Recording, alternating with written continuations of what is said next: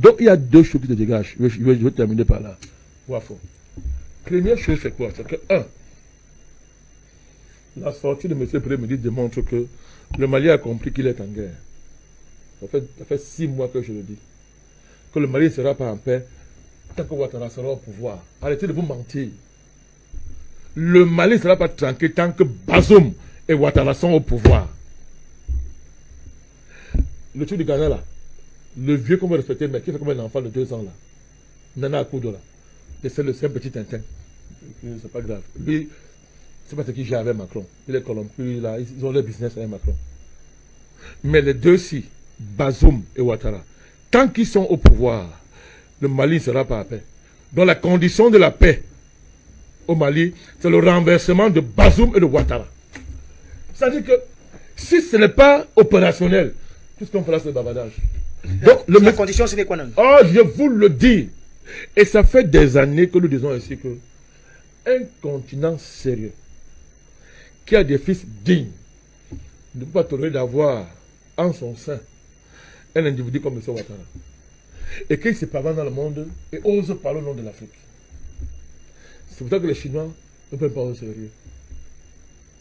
C'est pour ça qu'ailleurs, on nous regarde, on dit. Parce qu'ailleurs, dans les continents sérieux, 2 réunions de nuit suffisent.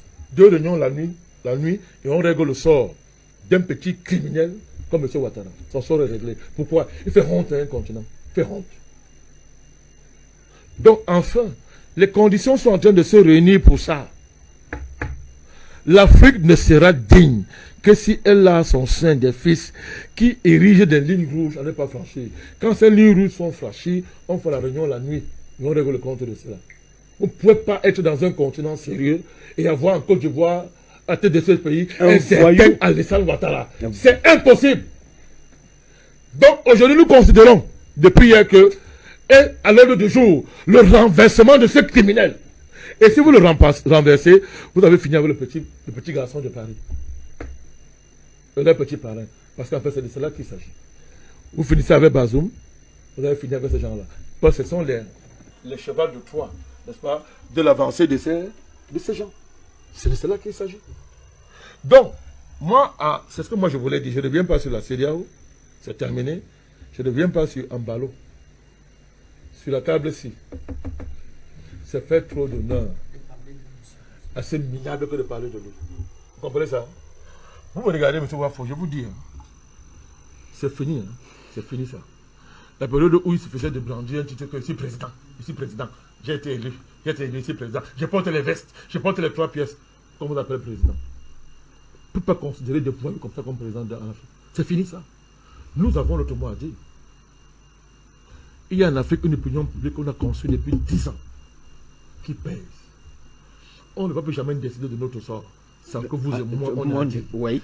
Des voyous comme l'Ambalo, comme ça, des trucs comme ça. Cette racaille-là, on ne sait pas où ils sortent là. Ils ne peuvent plus être appelés président et qui parlent à l'autre. C'est fini ça.